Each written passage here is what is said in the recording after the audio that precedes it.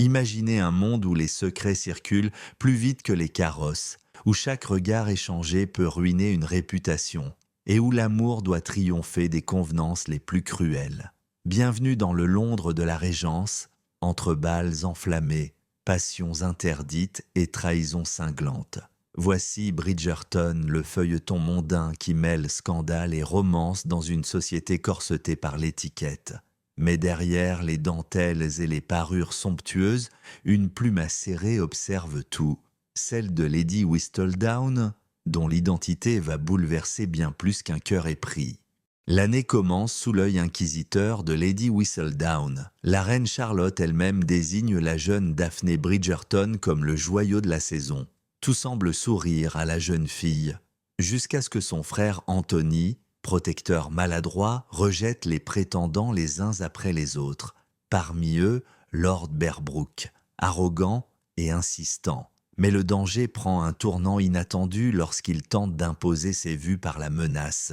Un scandale est évité de justesse, et le nom Bridgerton sauvé grâce à un petit coup de pouce de Whistledown.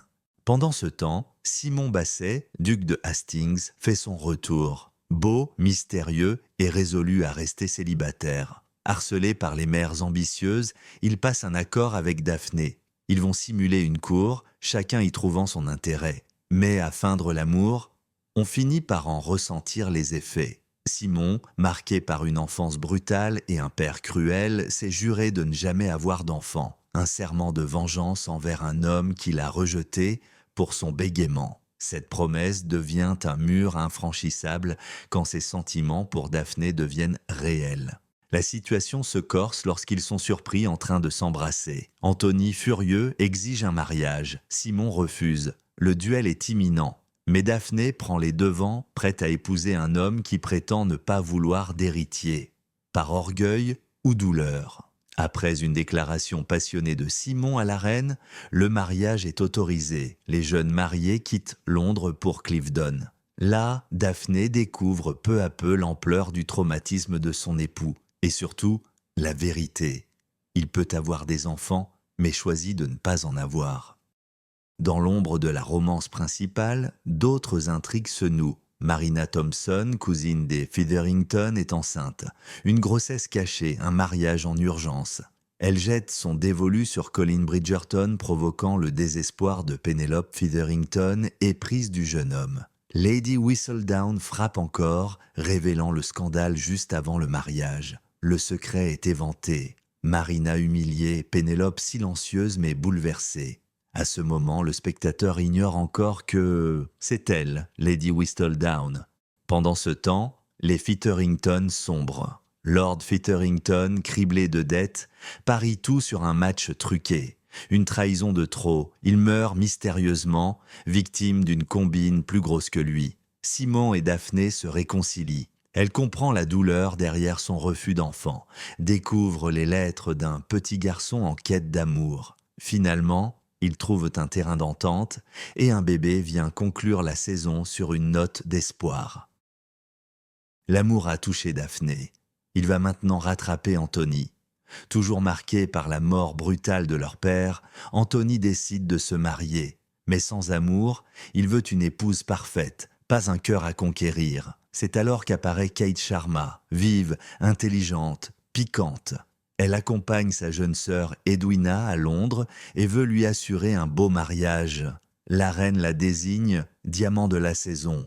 Anthony s'y intéresse, mais Kate flaire l'hypocrisie. Il veut Edwina pour le statut, pas par amour. Plus Kate s'oppose à leur union, plus la tension monte.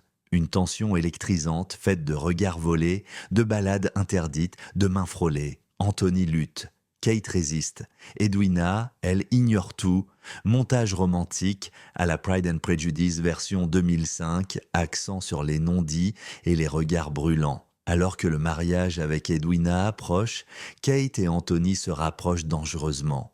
Jusqu'à cette scène d'église où Edwina comprend la vérité. Elle fuit l'autel. Le scandale est total. Le scandale secoue la haute société, mais ce n'est que la partie émergée. Les Featherington, ruinés, accueillent un cousin lointain, Jack, héritier autoproclamé.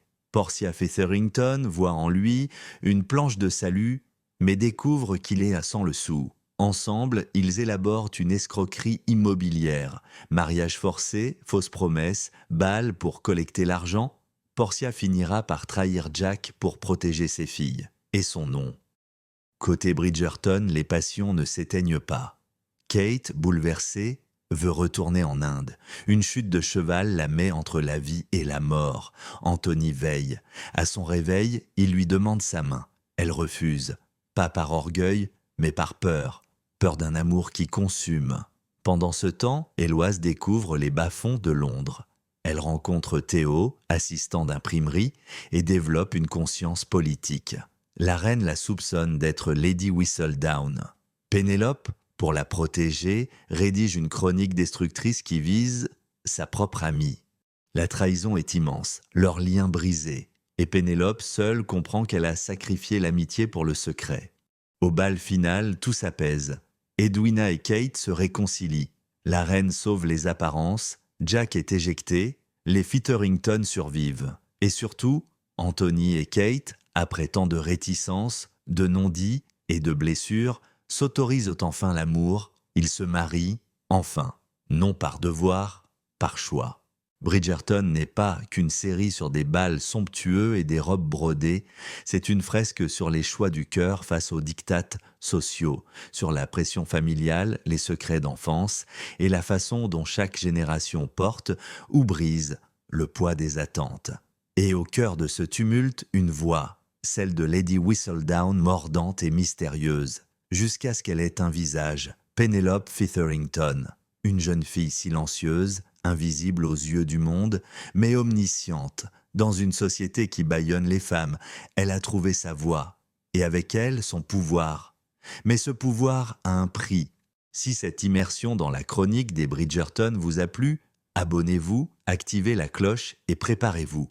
La suite promet encore plus de secrets, de rivalités, et peut-être un nouveau cœur brisé. Qui sera la prochaine cible de Lady Whistledown ?